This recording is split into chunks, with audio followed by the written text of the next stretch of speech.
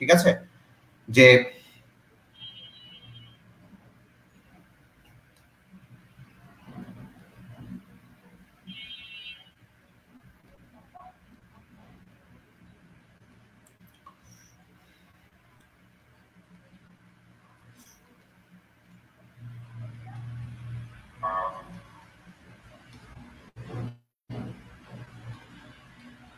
দেখেন common laboratory method of qualitative অ্যানালাইসিসে যদি আপনারা দেখেন যে এই জায়গায় কি কি মেথড ইউজ করবেন, এইটা হচ্ছে প্রথম কথা হচ্ছে জৈব যৌগের বা যৌগের একটা বিশোধন প্রক্রিয়া আছে। আবার বলি যৌগের একটা বিশোধন প্রক্রিয়া আছে, ঠান্ডা মাথায় বুঝবেন তাতেই হবে।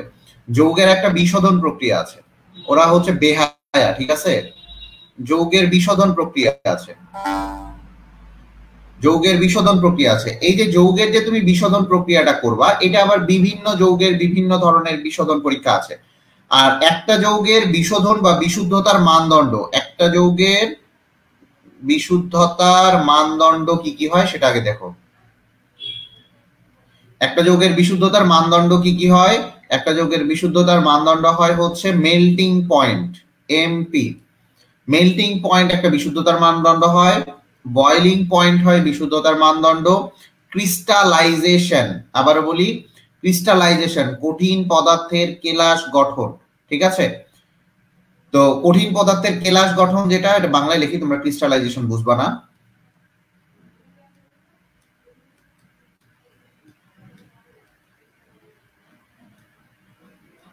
কঠিন পদার্থের কেলাস গঠন, আরেকটা হচ্ছে আপেক্ষিক গুরুত্ব, আপেক্ষিক গুরুত্ব, আর আরেকটা হচ্ছে হচ্ছে রিফ্রাক্টিভ ইন্ডেক্স বা প্রতিসরাঙ্ক, প্রতিসরণাঙ্ক, রিফ্রাক্টিভ ইন্ডেক্স বা প্রতিসরাঙ্ক। এই কয়েকটা হচ্ছে বিশুদ্ধতার মানদণ্ড। আবারও বলি, ঠান্ডা মাথায় বুঝবেন, বিশুদ্ধতার মানদণ্ড এই কয়েকটা। এর মধ্যে আপনি কঠিন পদার্থের বিশুদ্ধতার মানদণ্ড কিছু পাবেন, বা সরি বিশুদ্ধতার মানদণ্ড এটা, বা বিশুদ্ধিকরণের জন্য কিছু প্রসেস পাবেন। বিশোধন লেখছি, বিশুদ্ধতার মানদণ্ড লেখছি, দুইটা দুই রকম জিনিস।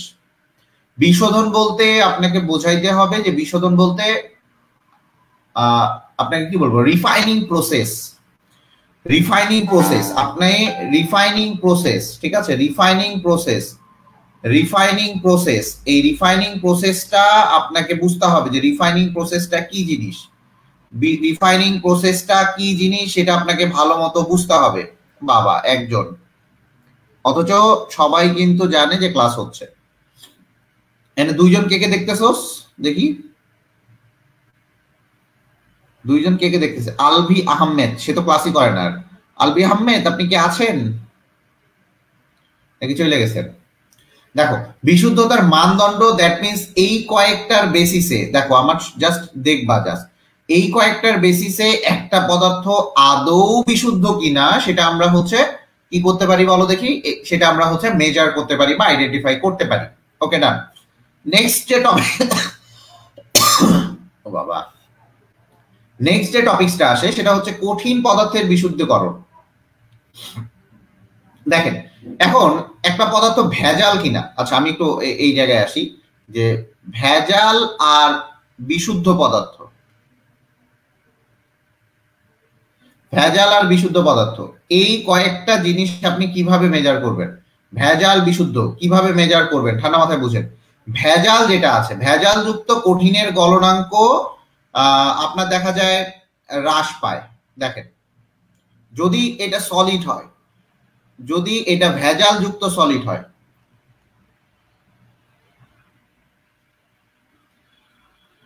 ভেজাল যুক্ত যদি সলিড হয় তাহলে দেখবেন টেম্পারেচার 2 থেকে 1 ডিগ্রি সেলসিয়াস হ্রাস পাবে, 2 থেকে 1 ডিগ্রি সেলসিয়াস কি পাবে, হ্রাস পাবে। আবার যদি দেখেন যে সেটা যদি লিকুইড হয়, লিকুইড হয় দেখা যায় টেম্পারেচার 2 থেকে 1 ডিগ্রি সেলসিয়াস বৃদ্ধি পাবে। কথা বুঝতে পারছেন? Hope it will be clear. তাহলে দেখেন, যদি ভেজাল যুক্ত লিকুইড বা ভেজাল যুক্ত সলিড হয় সেই ক্ষেত্রে আপনারা এই জিনিসটা করতে পারবেন। আমার কথা কি বুঝতে পারছেন? ঠিক আছে, আমার কথা কি বুঝতে পারছেন? এই মাইশা বুঝতে পারছো? আলবি আহমেদ, মাইশা দুইজনই আছে মনে হচ্ছে। এই কয়জন আছে? ওয়াও, দুইজন আছে।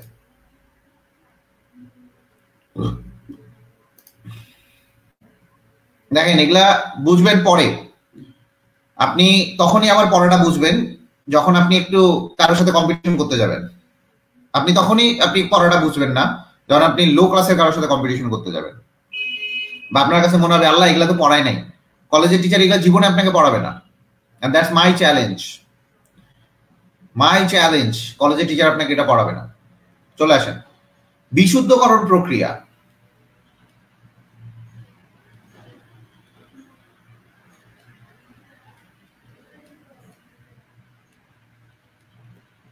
মোহনা জান্নাতি শুধু প্যাক প্যাক করে চলে গেল, ঠিক আছে, ক্লাস করার নাম নাই, ও প্যাক প্যাক করে চলে গেল যে সবার থেকে পিছায় আছি। এরে ভাই, তুই সবার থেকে কতটা আগায় আসোস এক বছর পর বুঝবি, ঠিক 1 বছর পর বুঝবি কতটা আগায় আসোস। চলে বিশুদ্ধিকরণ, একটা হচ্ছে সলিড সাবস্টেন্সের জন্য। আবারও বলি, আমরা হচ্ছে একটা দেখবো সলিড সাবস্টেন্সের জন্য। তো সলিড সাবস্টেন্সের জন্য আপনি মনে রাখবেন ক দিয়ে কি, কথাটা মনে রাখবেন, ক দিয়ে হচ্ছে আমার কঠিন, ঠান্ডা মাথায় বুঝেন, ক দিয়ে কঠিন। তাহলে ক দিয়ে যতগুলা জিনিস আছে, জাস্ট লাইক কেলাসন, তারপরে আংশিক কেলাসন, তারপরে হচ্ছে দ্রাবক নিষ্কাশন, ক্রোমাটোগ্রাফি, ইচ এন্ড এভরি ক, ঠিক আছে। কতে কাচ্চি নামের একটা হচ্ছে ইয়ে আছে। ঢাকায় বাড়ি কার তোদের? দুইজন কে কে দেখতেছস? মাইশা তুই আর কে? ঢাকায় বাড়ি কার কার? মিরপুর 2-এ দেখবি কতে কাচ্চি লেখা আছে। মিরপুর 2-এ কতে কাচ্চি, একদম সনির অপোজিটে, সনি, হ্যাঁ সনির অপোজিটে, সিনেপ্লেক্সের অপোজিটে একদম, মানে কতে কাচ্চি লেখা আছে। হ্যাঁ, তো তোরা পড়বি হচ্ছে কতে কেলাসন, কতে কঠিন, কতে যতগুলা ক আছে, আবারও বলি যতগুলা ক আছে, তাহলে এই কয়েকটা প্রসেস হবে, ঠিক আছে। যেমন ক দিয়ে হচ্ছে কেলাসন, ক দিয়ে কি কেলাসন, ক দিয়ে আংশিক কেলাসন, ক দিয়ে আংশিক কেলাসন। কোথায় ছিলি এতদিন? আংশিক কেলাসন। কোথায় ছিলি তুই এতদিন? কথা বলস না কেন? আসছিস ভালো কথা, যে ভাই আমি এতদিন ছিলাম না। আংশিক কেলাসন। এর পরের দিকে ক দিয়ে কি আছে? ক্রোমাটোগ্রাফি।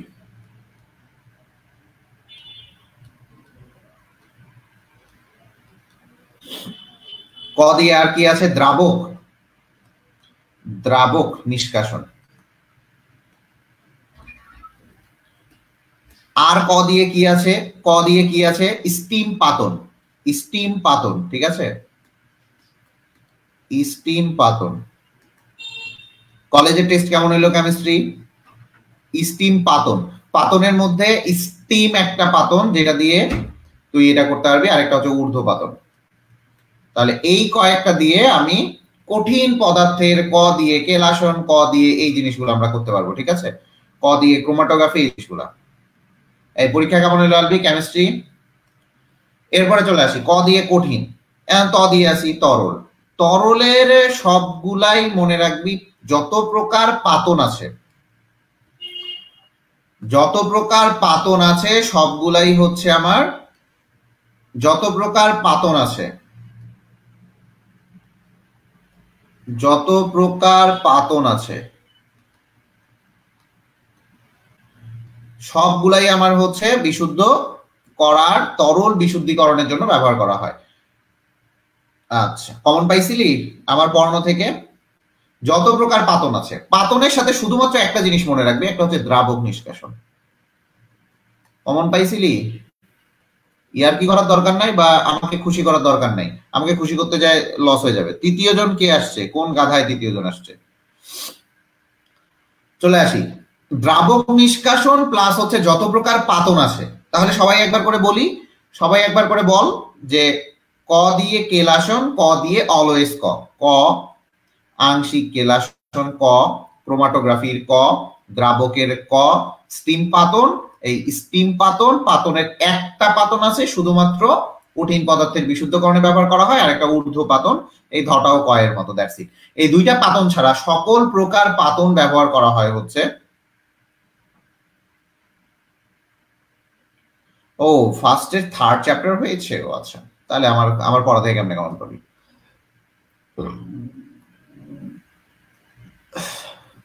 দেখ, তাহলে এই জায়গাটা হচ্ছে দ্রাবক নিষ্কাশন, ঠিক আছে? দ্রাবক নিষ্কাশন কত প্রকার পাতন আছে? তৃতীয় ব্যক্তি কে ছিল?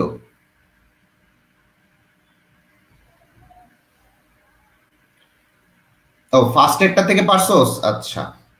কমন আসছিল না? আমি যা পড়াইছি আসছিল কমন, যা পড়াইছে আসছিল? আচ্ছা চলে আসে, তাহলে যত প্রকার পাতন আছে সকল পাতনই হচ্ছে আমার তরল পদার্থের বিশুদ্ধকরণ। যত প্রকার পাতন আছে সকল পাতনই আমার তরল পদার্থের বিশুদ্ধকরণ, ভালো করে বুঝবেন। যত প্রকার পাতন আছে,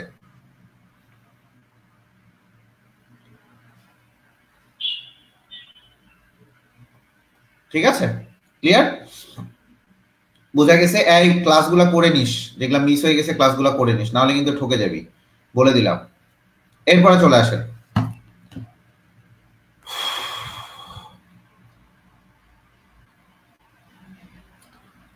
কিছু কিছু জিনিস পড়াবো, একটু বোঝার চেষ্টা করবেন যে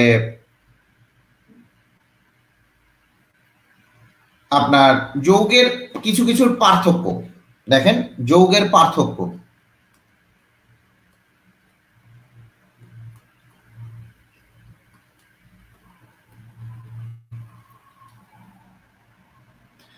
এখন যদি মনে করেন যৌগের উদ্দায়িতার পার্থক্য, ফর এক্সাম্পল যৌগের উদ্দায়িতার পার্থক্য,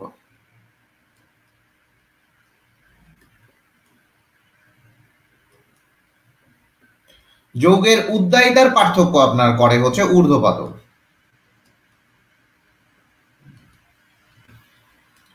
যৌগের উদ্দায়িতার পার্থক্য করে আপনার ঊর্ধ্বপাতন। যৌগের স্ফুটনাঙ্কের পার্থক্য যদি করেন,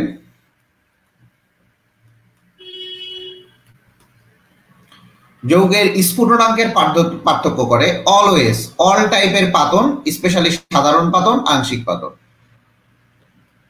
সাধারণ পাতন, আংশিক পাতন। আংশিক পাতনের নাম হচ্ছে ফ্র্যাকশনাল ডিস্টিলেশন, ফ্র্যাকশনাল ডিস্টিলেশন। এরপরে চলে আসি পানিতে অদ্রবণীয়তা, ভালো করে বুঝবেন, পানিতে অদ্রবণীয়তা ও স্টিমে উদ্দায়িতা,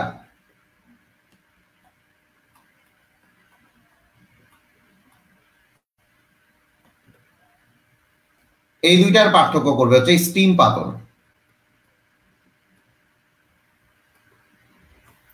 আচ্ছা, এরপরে চলে আসি দ্রাব্যতার পার্থক্য, একটা যৌগের দ্রাব্যতার পার্থক্য, দ্রাব্যতার পার্থক্য করবে হচ্ছে কেলাসন ও দ্রাবক নিষ্কাশন।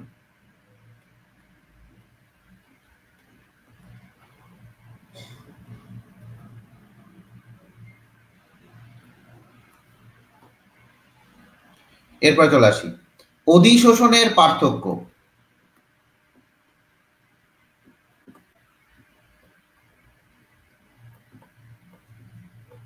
অধিশোষণ পার্থক্য করে হচ্ছে ক্রোমাটোগ্রাফি। এই কয়েকটা জিনিস পড়ে নেবেন, খুব ভালো মতো পড়বেন, হ্যাঁ?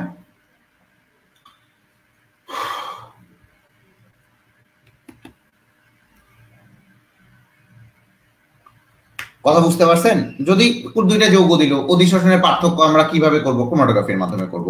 দুইটা যৌগের দ্রাব্যতার পার্থক্য আমরা কিভাবে করব? কেলাসনের মাধ্যমে করব।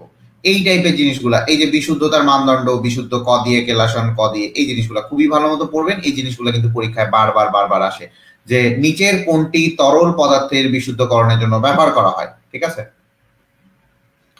চলে আসেন ক্রিস্টালাইজেশন অথবা কেলাসন পদ্ধতি।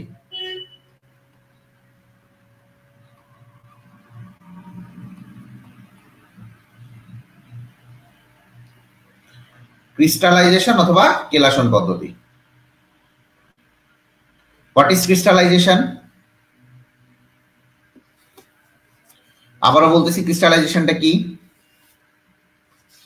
কেলাস গঠন করে, ঠিক আছে। সোডিয়াম ক্লোরাইড কেলাস গঠন করছে, তোমরা এর আগে পড়ছো যে সোডিয়াম ক্লোরাইডের কেলাস পরীক্ষা, তোমরা এর আগে পড়ছো না? সোডিয়াম ক্লোরাইড বা বিশুদ্ধ অবিশুদ্ধ সোডিয়াম ক্লোরাইড থেকে বিশুদ্ধ সোডিয়াম ক্লোরাইডের কেলাস প্রস্তুতি, এই জিনিসটা পড়ছো না? এটা হচ্ছে কেলাসন, ঠিক আছে, কেলাসন। এখন কঠিন পদার্থের দ্রাব্যতার পরিমাপ তাপমাত্রার সাথে সাথে সরাসরি সম্পর্কযুক্ত। দেখা যায় তাপমাত্রা বৃদ্ধির ফলে দ্রাব্যতা বৃদ্ধি পায় তাপশোষী বিক্রিয়ার ক্ষেত্রে। তো এই জিনিসগুলো একটু ভালো মতো পড়তে হবে।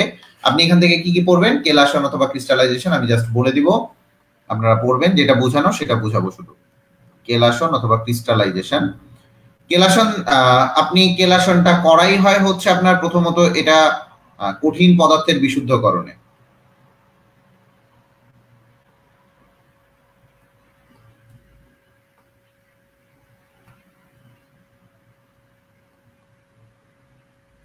কঠিন পদার্থের বিশুদ্ধকরণে কেলাসনটা করা হয়। আবারও বলতেছি, কঠিন পদার্থের বিশুদ্ধকরণে কেলাসন করা হয়। ঠান্ডা মাথায় বুঝবেন, বিশুদ্ধতার পরীক্ষা, এই জিনিসগুলো একটু ভালো মতো পড়বেন। এখানে রিক্রিস্টালাইজেশন বলে একটা ওয়ার্ড আছে, সেটা পড়বা। বারবার কেলাসন করাকে বলা হয় রিক্রিস্টালাইজেশন।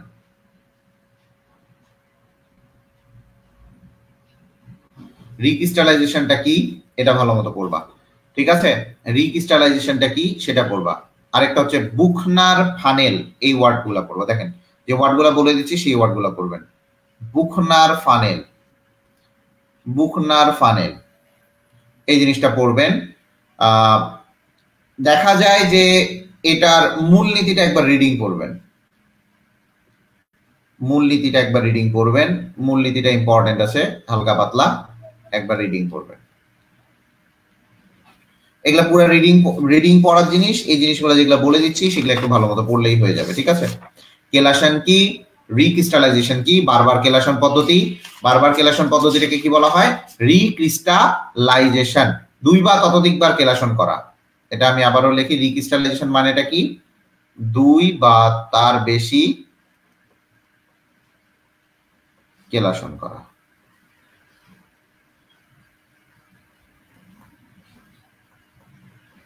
দুই বা তার বেশি কেলাসন করা, এটাকে বলা হয় রিক্রিস্টালাইজেশন। ওকে, ডান। চলে আসেন হট টপিক, পাতন। হট টপিক হচ্ছে পাতন। পাতনে আপনি কি করবেন? অনেক প্রকারের পাতন আছে। একটা সাধারণ পাতন,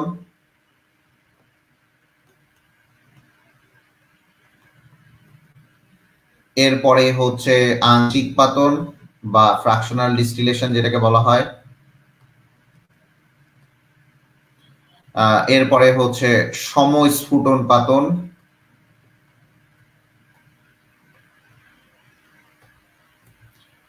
এরপরে বাষ্পপাতন, এরপরে নিম্নচাপ পাতন।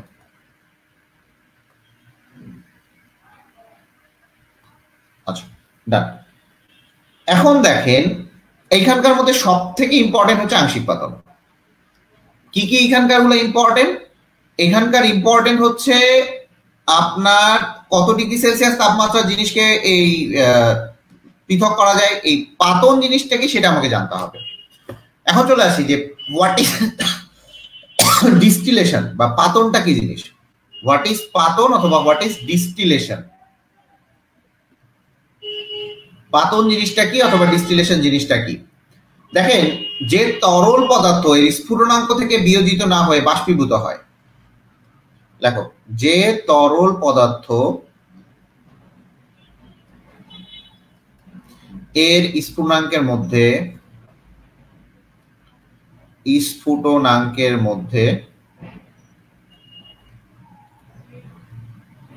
বিয়োজিত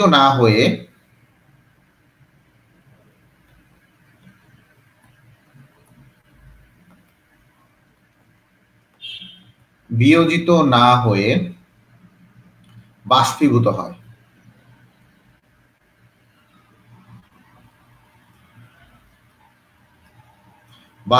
হয়। এবং সে বাষ্পকে শীতল করার পর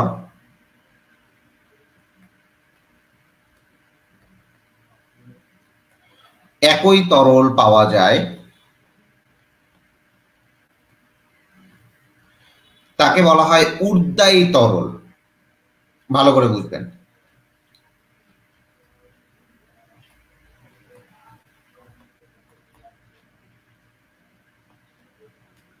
ঊর্ধ্বায়ী খালি কঠিন না, তরল পাওয়া যায়। তাপ প্রয়োগে কোনো তরলকে বাষ্পে রূপান্তর এবং পরে শীতলীকরণ করাকেই বলা হচ্ছে সাধারণ পাতন অথবা পাতন। ঠিক আছে, দেখো, তাপ প্রয়োগে কোনো তরলকে বাষ্পে রূপান্তর করা, তাপ প্রয়োগে তোমাকে মার্ক পাইতে হলে এই সংজ্ঞা লিখতে হবে। কোন তরলকে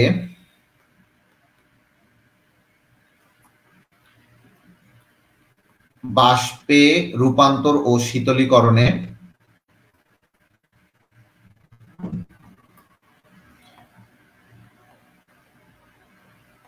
আপনারা কি নোট করেন না আমার শীট ফটোকপি করেন?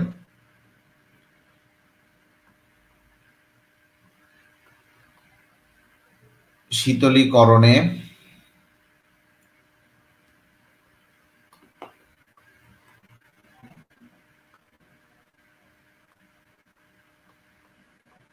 ঘনীভূত হয়ে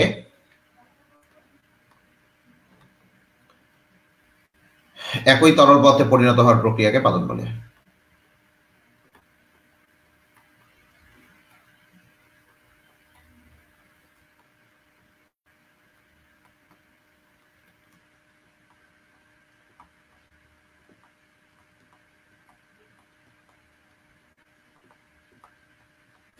ভালো করে বুঝবেন, খুব ঠান্ডা মাথায় দুইটা ওয়ার্ড দেখলেই বুঝতে পারবেন। দেখেন, বাষ্পে রূপান্তর, দেখেন কয়েকটা ওয়ার্ড, বাষ্পে রূপান্তর, আরেকটা হচ্ছে শীতলীকরণ, এই দুইটা। তাহলে এই পাতন ইকুয়াল টু আপনি লিখতে পারবেন বাষ্পীভবন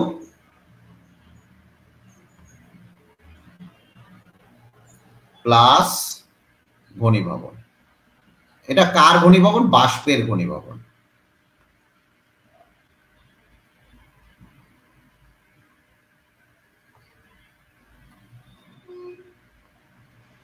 That's it. This is পাতন।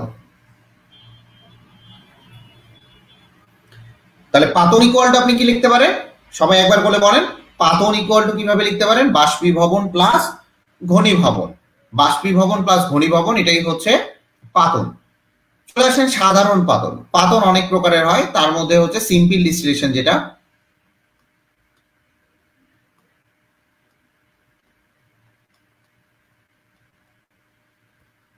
তো what is simple distillation process?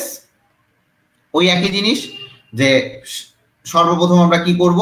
বাষ্পে পরিণত করব, এরপরে হচ্ছে আমরা ঘনীভবন করব। This is called simple distillation. ও আচ্ছা, আমার ছবিতে ঢাকা গেছে, এত বড় ছবিটা হয়ে গেছে আমার। ছবিটা ছোট করি।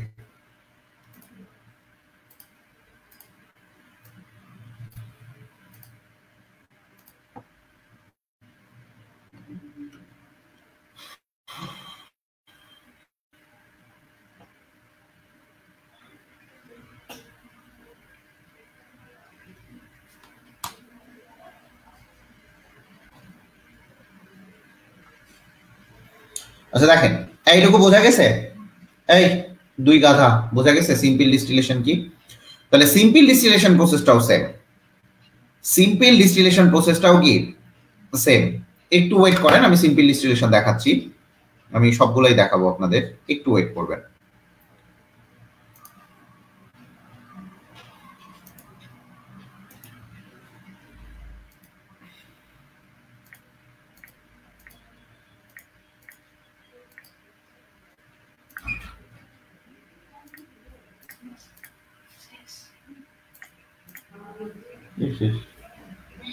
মেলা রাত হবে।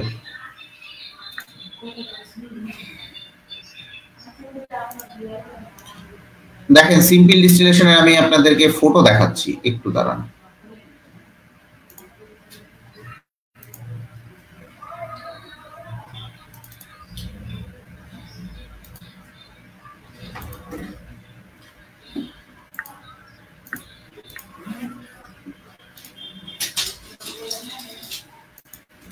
একটু ওয়েট করেন, আমার আগে থেকে তৈরি করে নেওয়া উচিত ছিল এটা, কিন্তু আমি ভুলে গেছি। ঠিক আছে, ইম্পোর্ট করি একটা ফাইল।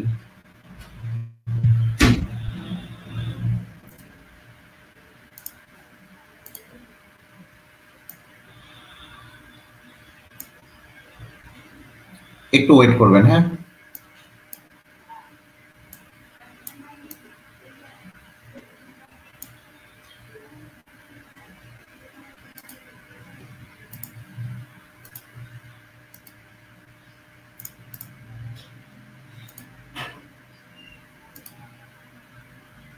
দেখেন সিম্পল ডিস্টিলেশন, তাহলে সিম্পল ডিস্টিলেশনটা আমার কি জিনিস দেখেন, আপনি খুবই ইজিলি বুঝতে পারবেন সিম্পল ডিস্টিলেশনটা কিভাবে করা হয়। দেখেন এই জায়গায় আপনি তাপ দিচ্ছেন, ভ্যাপার হচ্ছে, থার্মোমিটারে যাচ্ছে, দেন এখান থেকে এই যে এটাকে বলা হয় কন্ডেন্সার, এটাকে বলা হচ্ছে কন্ডেন্সার। এই কন্ডেন্সারে এই বাহির থেকে এটা ওয়াটার বের হয়ে যায়, ওয়াটার ইন, কোন একটা বাইরের ট্যাপ থেকে এখান থেকে পানি দেওয়া হয়, কোন একটা বাইরের সোর্স থেকে এই জায়গায় একটা পানি দেওয়া হয়। এই পানিটা যখন যায়, এই পানিটা তখন এটার ভিতরে যায়, পুরাটাতে থাকে, আর এই পাশ দিয়ে এই গরম পানিটা বের হয়ে যায়, এই পাশ দিয়ে গরম পানি বের হয়। ঠিক আছে, গরম পানি বের হবে এই পাশ দিয়ে, তাহলে গরম পানিটা এই পাশ দিয়ে বের হয়ে যাচ্ছে, খুবই ভালো কথা।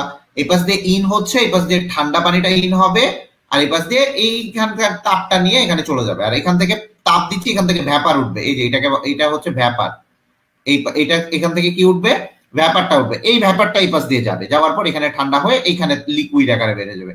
এই যে ভ্যাপার, এখানে কিন্তু ভ্যাপার আছে এই জায়গায়, কিন্তু এই যে ভ্যাপারটা উঠতেছে ওই ভ্যাপারটা এই জায়গায় যাবে, ওই ভ্যাপারটা এই পানির কারণে ঠান্ডা হয়ে এই জায়গায় লিকুইড ফর্মে পড়বে। আমার কথা কি বোঝা গেছে? কথা বোঝা গেছে? এটাই হচ্ছে ফ্লাক্স সিম্পল ডিস্টিলেশন।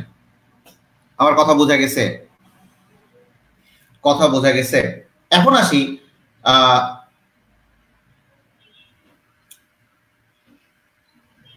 আচ্ছা, তাহলে সিম্পল ডিস্টিলেশন আপনি বুঝতে পারছেন, খুবই ভালো কথা। সিম্পল ডিস্টিলেশন ভাই আমরা কখন করব? সিম্পল ডিস্টিলেশন আপনাকে কখন করব? এই কন্ডেন্সারকে আপনাকে অনেক সময় দেখা যায় লিবিক শীতল বলে, এই কন্ডেন্সারকে বলা হয় লিবিক শীতল, লিবিক শীতক। ঠিক আছে, কি বলা হয়? লিবিক শীতক। তাহলে চলে আসি, সিম্পল ডিস্টিলেশন কখন করা হবে?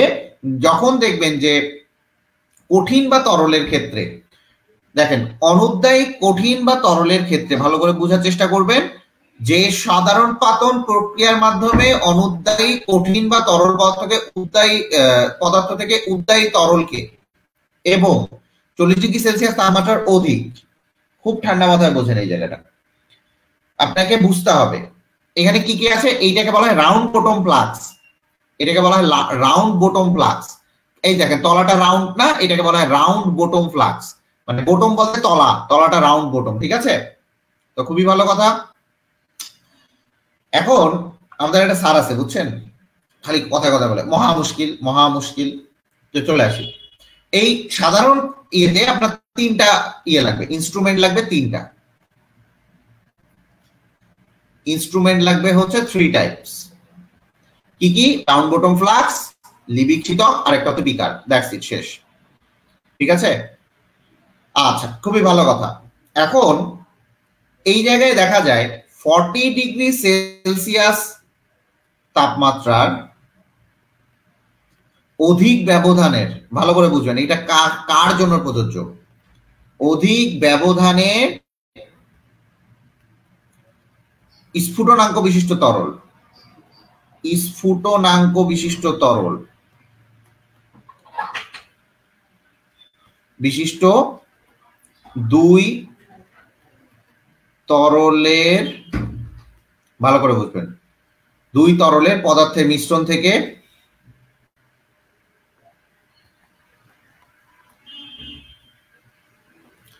মিশ্রণ থেকে পরস্পরকে বিশুদ্ধ অবস্থায় পৃথক করা।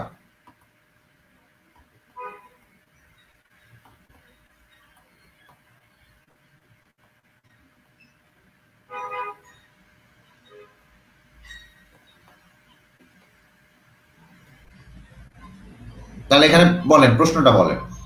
তাহলে দেখেন এই পয়েন্টটাই হচ্ছে আপনার কি পয়েন্ট, যে সাধারণ পাতন কখন ব্যবহার করা হয়। এই পয়েন্ট আপনার কি পয়েন্ট, যে সাধারণ পাতন কখন ব্যবহার করা হয়, সাধারণ পাতন কখন ব্যবহার করা হয়, ভালো করে বুঝবেন। তাহলে 40°C যদি উপরে হয় তাহলে সাধারণ পাতন ব্যবহার করা হয়, ঠিক আছে।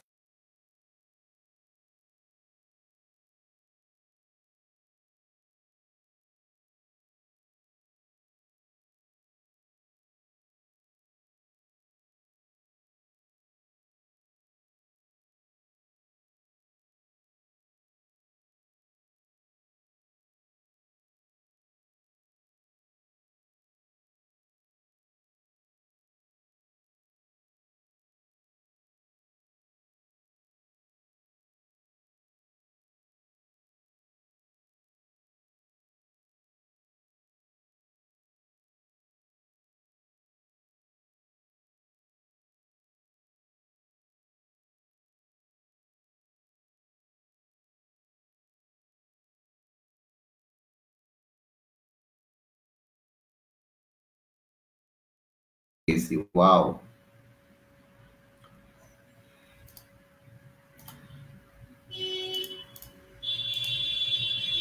সরি, দেখেন এখন দেখেন যে 40°C যদি অধিক ব্যবধানে দুইটা স্ফুটনাঙ্ক বিশিষ্ট তরলের মিশ্রণ থেকে পরস্পরকে বিশুদ্ধ অবস্থায় যদি পৃথক করতে চান, সেই ক্ষেত্রে আপনার দরকার হচ্ছে কি সাধারণ পাতন, ঠিক আছে, 40° অধিক ব্যবধানে।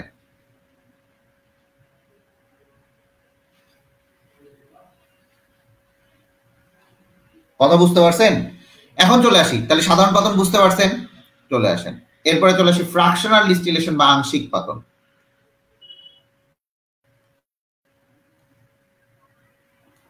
আংশিক পাতন অথবা ফ্র্যাকশনাল ডিস্টিলেশন, এটাকে বলবো ফ্র্যাকশনাল ডিস্টিলেশন। আংশিক পাতনের আপনার ছবিটা একটু দেখাই আপনাদের, আংশিক পাতনের ছবিটা একটু দেখাইতে হবে দেখাইতে হবে দেখাইতে হবে।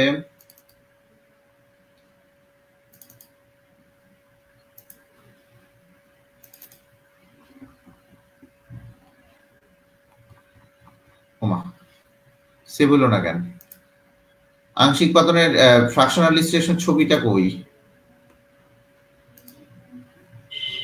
এটা কোনো কথা হইলো? একটু দাঁড়াও তো,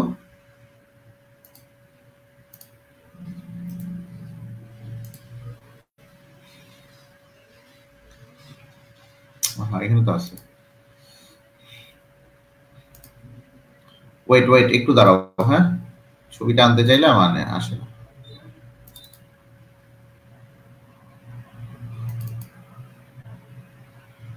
দুই,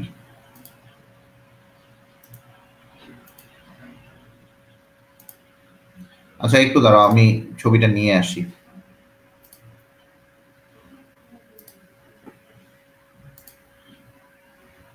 আংশিক পাতনের ছবিটা ফের আসে নাই, মেজাজটা গরম হয় না?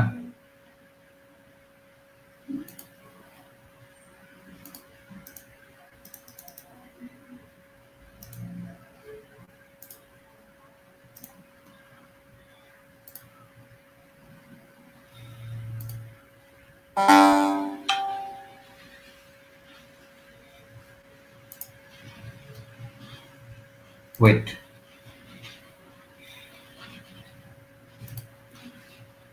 মেজাজটা যা গরম হচ্ছে, কি রে বাপ, কিন্তু ওয়ান আসতেছে কেন? আচ্ছা একটু দাঁড়াও তো, একদমই আসতেছে না। আংশিক পাতনের ছবিটা নাহলে তো ঝামেলায় পড়বো।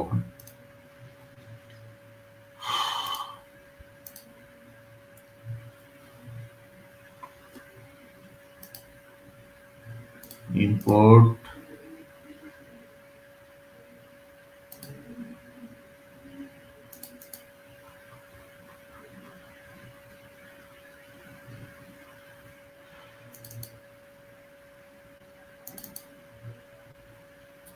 এই একটু দাঁড়াও, ওয়েট করো, একটু ওয়েট করতে হবে, একটু দাঁড়াও।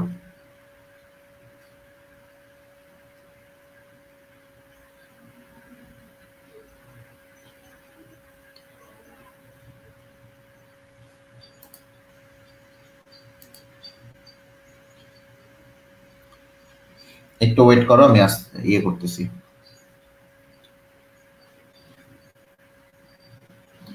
বুঝলাম না ঝামেলাটা কি এলো।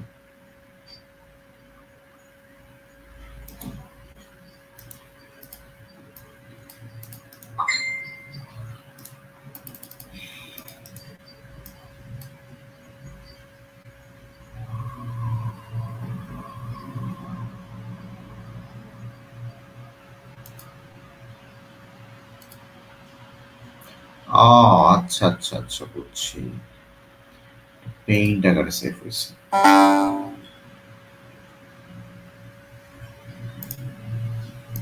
একটু দাঁড়াও, ওয়েট।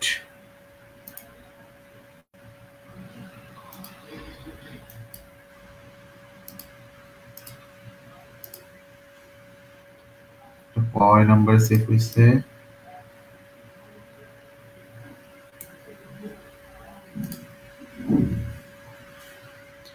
আচ্ছা, এখানে পাওয়া যাবে না। হ্যাঁ, একটু দাঁড়াও, আমি অন্যটা বের করি।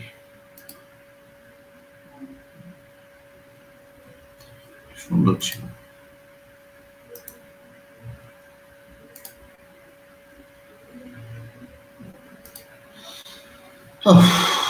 যাক, শেষে রান্না।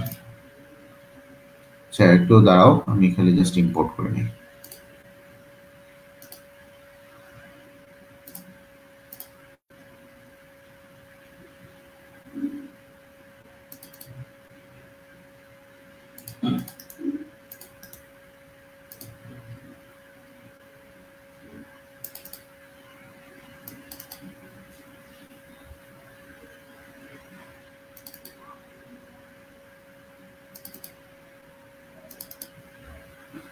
এই, এটা দেখা যাচ্ছে না, আমি তোমাদের একটু দেখাই দিই। এটা আনাই যাচ্ছে না কেন জানি, আমার ল্যাপটপে সমস্যা হয়েছে বোধহয়।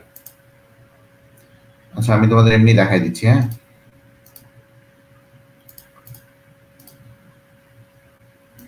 ওটা দেখা আনা যাচ্ছে না আপু, একটু দাঁড়াও, আমি দেখাই দিচ্ছি।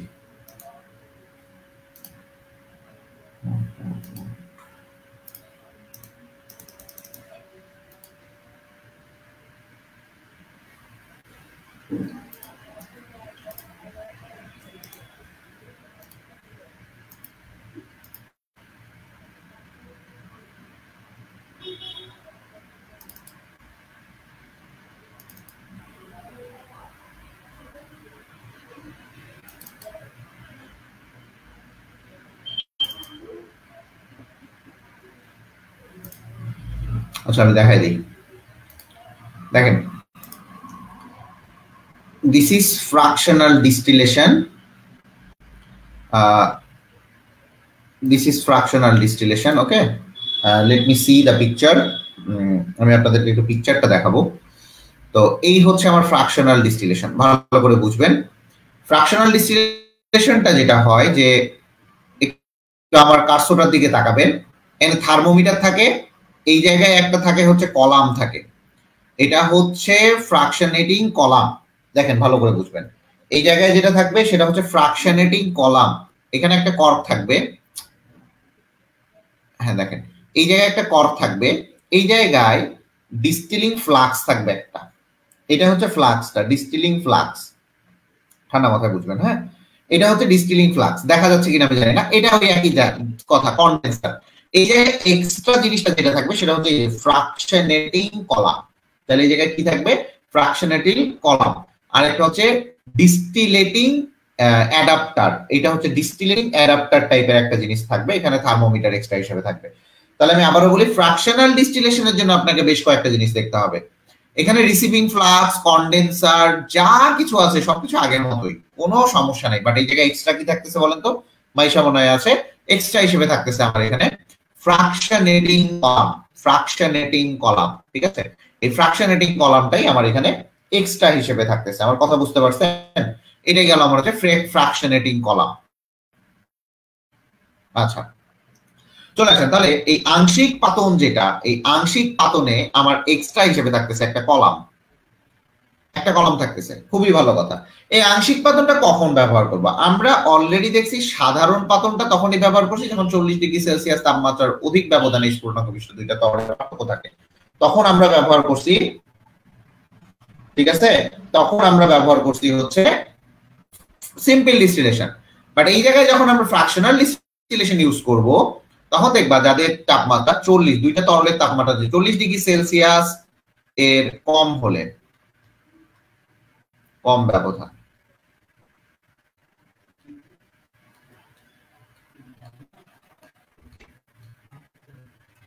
কম ব্যবধানে দুইটা তরল যখন আপনি ইউজ করবেন, তখন সেটাকে আমরা বলবো হচ্ছে কি বলেন দেখি, ফ্র্যাকশনাল ডিস্টিলেশন।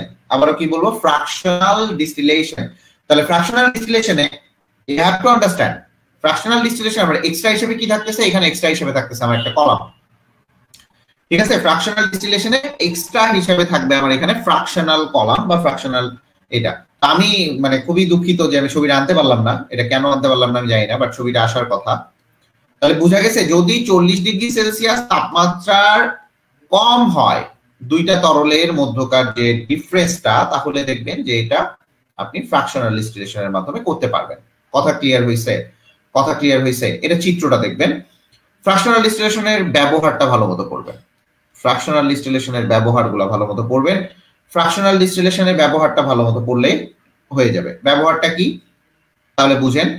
পারফিউম দেখেন না, পারফিউম তৈরি করা হয়, পারফিউম নামে একটা মুভিও আছে, পারফিউম তৈরি করা হয় এই ফ্র্যাকশনাল ডিস্টিলেশনের মাধ্যমে।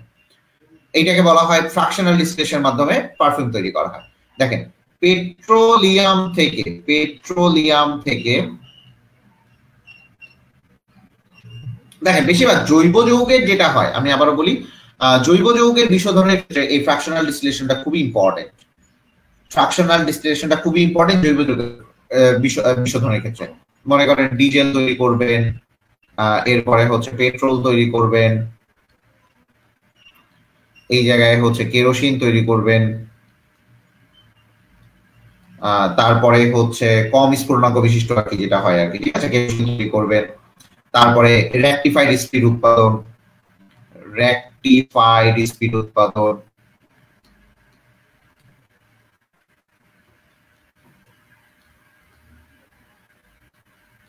রেকটিফাইড স্পিড উৎপাদন, ঠিক আছে। এরপরে হচ্ছে আলকাতরার আপনার অংশপাতন, লঘু তেল থেকে বেনজিন, তারপর টলুইন, তারপরে ইত্যাদি পৃথকীকরণ, এই টাইপের জিনিসগুলো করবেন, ঠিক আছে।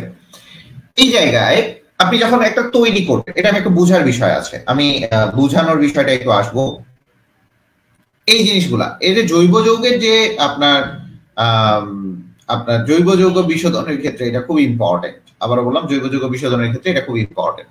এখন চলে আসেন এই জায়গায় কিছু বোঝার বিষয় আছে, যে এ আর বি দুইটা জৈব যৌগ নেবেন। আমি আবারও বলি, এটা জৈব যৌগ বিশোধনের ক্ষেত্রে অনেক ইম্পর্টেন্ট, জৈব যৌগ বিশোধনের ক্ষেত্রে।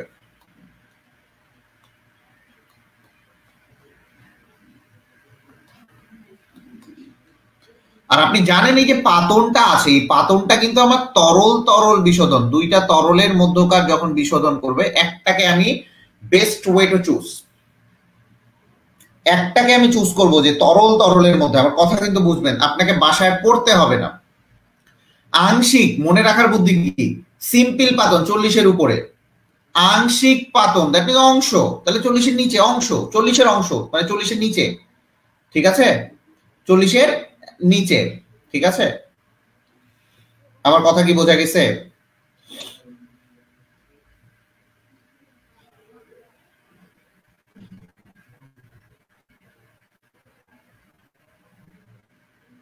আচ্ছা আচ্ছা, এই জায়গাটাতে আমার আমার খুবই মেজাজটা গরম হচ্ছে যে আমার আপনার ইয়েটা হচ্ছে না কেন, ফ্র্যাকশনাল ডিস্টিলেশনের পিকচারটা আসতেছে না কেন। পিকচারটা না আসলে হবে?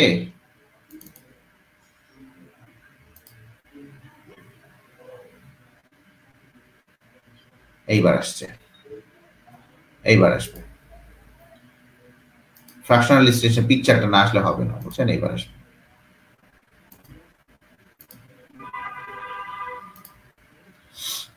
এইবার আসবে। এবার মানসিক শান্তি, আসলে মানসিক শান্তি ব্যাপারটা খুব কঠিন জিনিস। মানসিক শান্তি ব্যাপারটা খুবই কঠিন জিনিস, পড়াইতে গেলে মানসিক শান্তি দরকার। দেখেন, fractional distillation, this is called fractional distillation.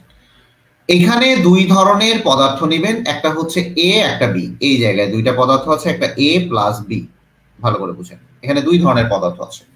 Fractional distillation ঠান্ডা মাথায় বুঝবেন। এ বি দুইটা জৈব যৌগ, এখানে আমি মিক্সচার করছি। এর স্ফুটনাঙ্ক মনে করেন, এর স্ফুটনাঙ্ক, আমি এমন একটা কালার নেই যেটা দুই জায়গায় লেখা যাবে। দেখেন এখানে এ বি নিচ্ছেন, এখানে এর স্ফুটনাঙ্ক মনে করেন 85 ডিগ্রি সেলসিয়াস, আর বি এর স্ফুটনাঙ্ক হচ্ছে 100 ডিগ্রি সেলসিয়াস। তাহলে বলেন তো এদের দুইটা পার্থক্য কি? দুইটা পার্থক্য বিলো 40 ডিগ্রি সেলসিয়াস। আমি বলছি 40 ডিগ্রি কম ব্যবধানে দুইটা তরল যদি থাকে, 40 ডিগ্রির কম ব্যবধানে যদি দুইটা তরল থাকে, সেই ক্ষেত্রে আমরা আংশিক পাতন অথবা ফ্র্যাকশনাল ডিস্টিলেশনটা ব্যবহার করব। তাহলে দেখেন এই জায়গায় এক্সট্রা হিসেবে থাকবে এই যে ফ্র্যাকশনেটিং কলাম, বা এই যে কলামটা থাকবে, এটাকে ফ্র্যাকশনেটিং কলাম বলা হচ্ছে, ঠিক আছে। আর এখানে বলা হচ্ছে ডিস্টিলেটিং অ্যাডাপ্টার, মানে ডিস্টিলেশন করার জন্য যে অ্যাডাপ্টারটা দরকার। অ্যাডাপ্টার বলতে কি? কানেকশন। এখন মনে করেন আমি আমার 3 পিনের চার্জার, আমার 3 পিনের চার্জার, বাট এইখানে আমার যে গ্যাপটা আছে সেটা 2 পিন। তখন আমি কি করব? 3 পিনকে একটা অ্যাডাপ্টারের সাহায্যে 2 পিন করব। দ্যাট মিন্স এই জায়গায় থার্মোমিটারটা ঢোকানোর জন্য এবং এই যে কলামটা সেট করার জন্য, আবারও বলি, এই অ্যাডাপ্টারটার কাজ কি? এই থার্মোমিটারটা প্রবেশ করা, এবং এই যে আপনার কন্ডেন্সারটা অ্যাড করতে হয়, এই কন্ডেন্সারটা অ্যাড করার জন্য আমরা অ্যাডাপ্টার ব্যবহার করব। তাহলে অ্যাডাপ্টারের কাজ বোঝা গেছে? অ্যাডাপ্টারটা ব্যবহার করব, ঠান্ডা মাথায় বুঝবেন। এখন দেখেন দুইটা টেম্পারেচার আমার, একটা 85 ডিগ্রি সেলসিয়াস, একটা হচ্ছে 100 degree Celsius. The difference between the two organic component, let me finish, the difference between the two organic components is below 40 degree celsius. বুঝতে পারছেন? বিলো 40 ডিগ্রি সেলসিয়াস যখন আসবে, তখনই আপনি শুধুমাত্র এই ফ্র্যাকশনাল ডিস্টিলেশনটা ব্যবহার করতে পারবেন, আদারওয়াইজ এটা আপনি পারবেন না। কথা বুঝতে পারছেন? কথা বোঝা গেছে? ক্লিয়ার কিনা বলেন, ঠিক কিনা বলেন, ঠিক কিনা বলেন।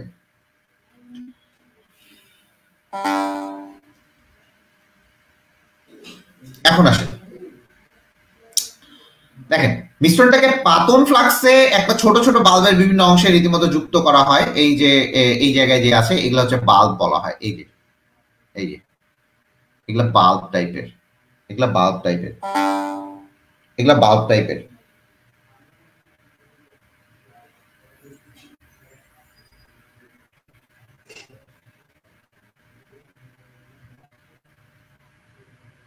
কথা বুঝেন?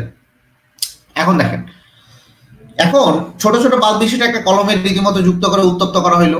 এগুলা হচ্ছে বাল্ব টাইপের, এই যে এগুলা হচ্ছে বাল্ব টাইপের, ঠিক আছে। এগুলা হচ্ছে বাল্ব টাইপের, এই যে 1 2 3 4, এগুলা বাল্ব টাইপের।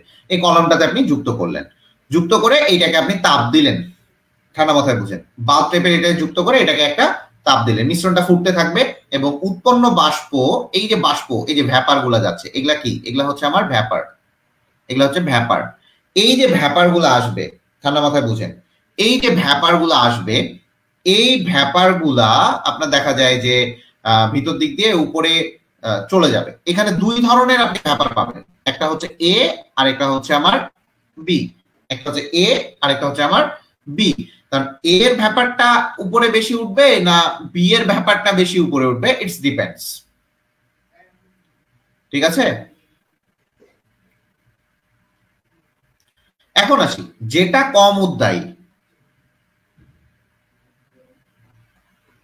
দেখেন যেটা কম উদ্দায়ী, যেটা কম উদ্দায়ী, এখন দেখেন যেটা কম উদ্দায়ী হবে সেটা কি করবে?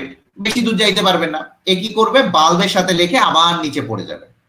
যেটা কম উদ্দায়ী সেটা বাল্বে লাগবে, বাল্বে লেগে আবার নিচে নামবে, আবার নিচে নামবে।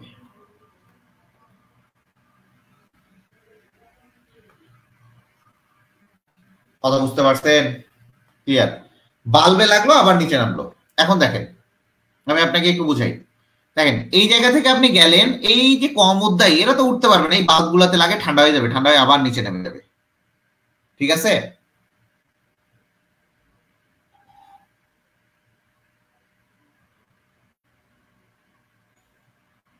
কথা বুঝতে পারছেন? এখন এ তো বেশি উদ্দায়ী, তাহলে এ হচ্ছে আমার বেশি উদ্দায়ী, তাহলে বেশি উদ্দায়ী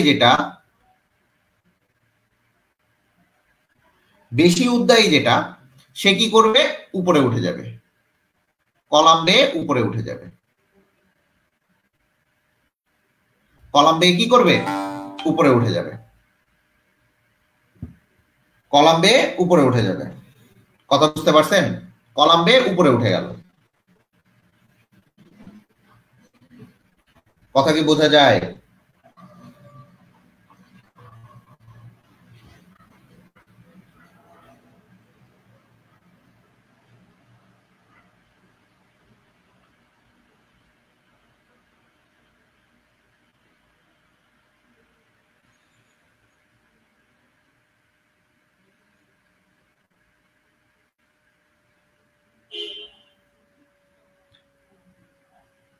এটাকে বোঝা যায়?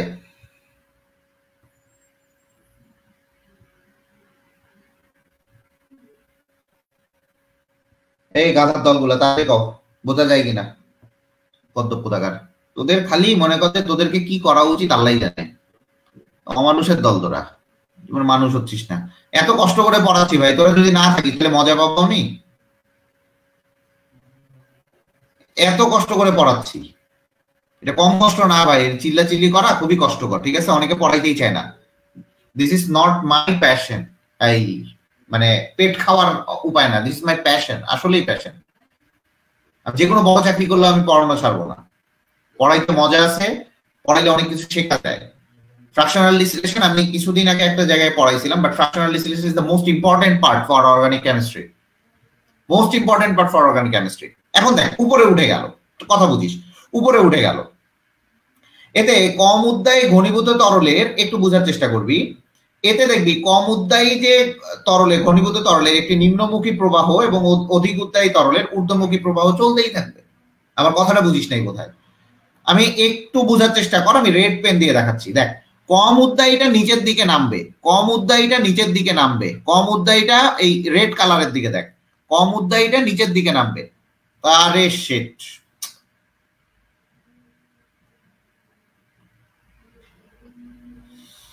কি আর বলবো, মেজাজটা যা গরম হচ্ছে না।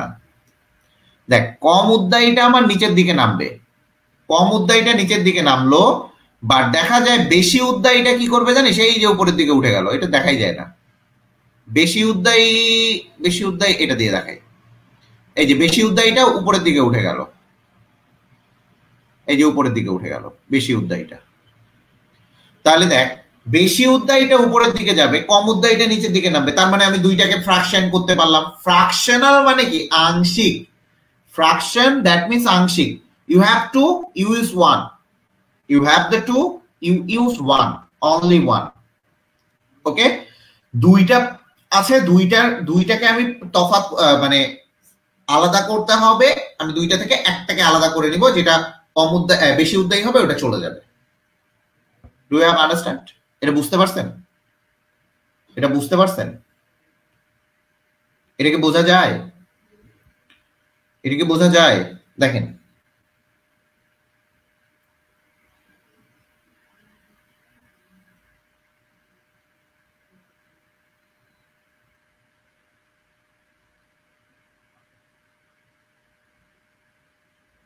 এইটা বোঝা গেছে?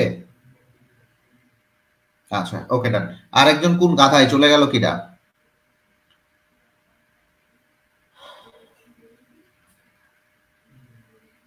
তাহলে এইটার যদি আমি মূলনীতি বলতে পারি, এটা যদি আমি মূলনীতি বলতে পারি, মূলনীতি বলতে পারবেন না? এটার মূলনীতিটা লিখতে পারবেন না? মূলনীতিটা লিখতে পারবেন কিনা বলেন? মূলনীতি লিখতে পারবেন?